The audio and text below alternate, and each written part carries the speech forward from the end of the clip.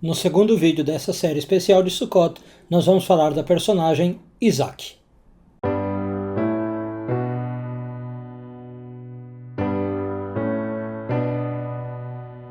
No segundo dia da festa de Sukkot, os cabalistas nos ensinam que a gente recebe o personagem Isaac. E Isaac está conectado com uma esfirá da árvore da vida chamada Gevurah. A tradução mais literal de Gevurah é força. Tá? Mas você vai encontrar em textos cabalísticos, em cabalistas falando, traduzido Gevurah como julgamento, tá? Talvez seja até a tradução mais comum, ou também como severidade. Então, a força de Gevurah, ela é uma força densa, ela é uma força um pouco negativa, no sentido, a gente não sabe lidar muito bem com essa força, né? E ela tem aí uma força, então, de ser severo, de ser forte, tá? E Isaac vai estar representando tudo isso. Onde que a gente vê isso principalmente na história de Isaac? O principal evento que a gente tem na história dele é o sacrifício de Isaac. Aliás, sacrifício de Isaac é um nome meio errado, né? Porque se você ler a história, você vê que Isaac não foi sacrificado. Ele quase é sacrificado, mas ele não é. Em hebraico, o nome dessa história é Akedat Yitzhak. Akedat significa a amarração de Isaac. Por que que isso acontece? O simbolismo é que a energia de Isaac, essa energia de Gevurah, como ela é, como eu falei, uma energia que a gente não sabe lidar muito bem, a gente tem que manter ela sob controle. Então Abraão, símbolo de Hesed, que a gente viu no primeiro vídeo, amarra Isaac, ele põe Isaac sob controle. É isso que a gente tem que fazer quando se trata de Gevurah. A gente vai falar ao longo do vídeo, né, mais sobre o que é Gevurah, vai ficar mais claro. Mas a ideia é, Gevurah é uma força importante, como todas da árvore da vida, só que ela não pode estar em excesso. A gente tem que tentar deixar manter ela sob controle. Quando a gente fala de Abraão, Hesed, né, no vídeo de ontem, em geral Hesed é a linha da direita inteira, né? A gente chama a coluna da direita toda da árvore da vida de Hesed. E o mesmo acontece aqui em Gevurah. Então a gente está falando de Isaac e de Gevurah especificamente, mas a coluna inteira da esquerda é chamada de Gevurah. É uma coluna de mais julgamento. Então tudo na Kabbalah que tem a ver com esquerda, com o lado esquerdo, com amarrar o lado esquerdo, está ligado a isso. Do que eu estou falando, por exemplo? Um dos mandamentos que a gente tem no judaísmo é que se coloque tefilim. O que são os tefilim? Filactérios, 2 caixinhas com um texto sagrado dentro, uma porção do Shema, e eu amarro isso no braço esquerdo e na cabeça entre os olhos. Por que a gente está fazendo isso? Para controlar essa energia de Gevurah. Então no vídeo de Hesed, por exemplo, a gente viu o Shema, é uma ferramenta para conectar com Hesed. Aqui o tefilim é para conectar com Gevurah. Bom, essa coluna da esquerda, né, em geral, ela tem uma energia muito de receber.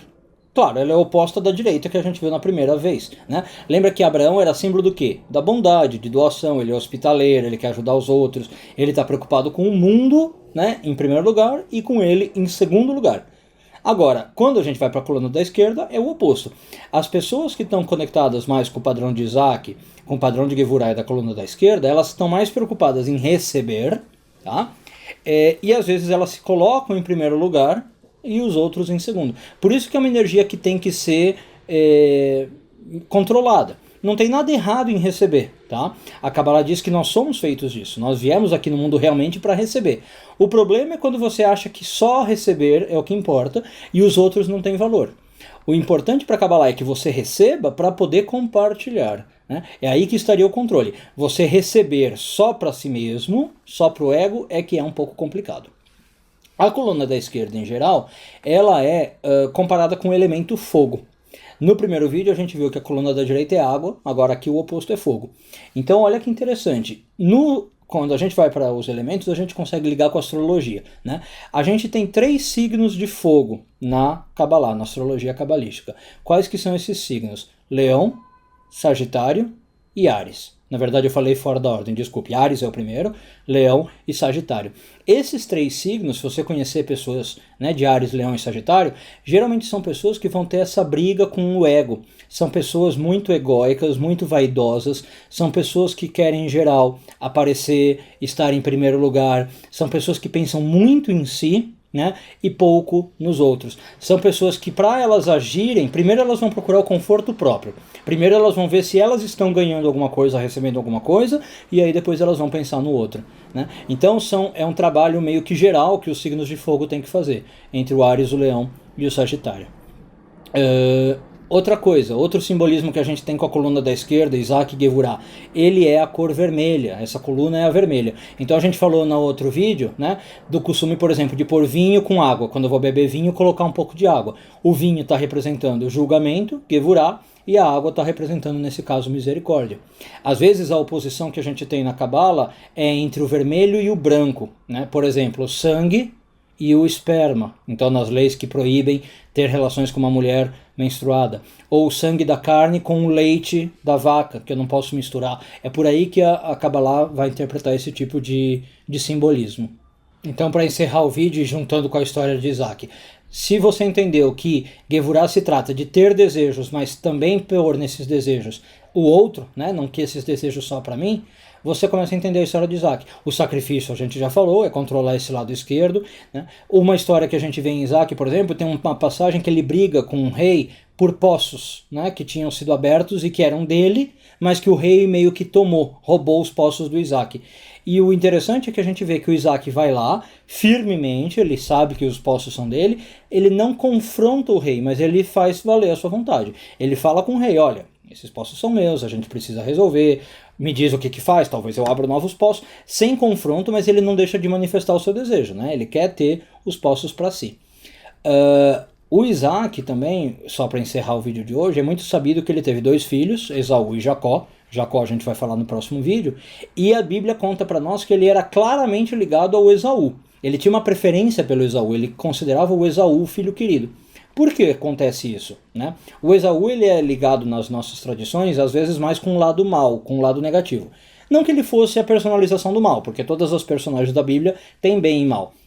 Mas o Esaú, se você for lembrar lá da história, ele era um cara mais grosseiro, mais ríspido, ele era caçador, ele era mais violento, ele era mais enérgico, talvez, essa é a palavra que nós podemos dizer. Jacó não, era um cara muito mais pacífico, muito mais calmo. Então Isaac, enquanto coluna da esquerda, né, que a gente falou que é uma energia muito mais forte, ele se identificava muito mais com com Esaú. Ele não conseguia ver em Jacó, né, muito o filho dele. Ele se identificava claramente com Esaú e com esse lado mais viril, podemos chamar assim, né? Aliás, a coluna da esquerda é considerada realmente mais masculina.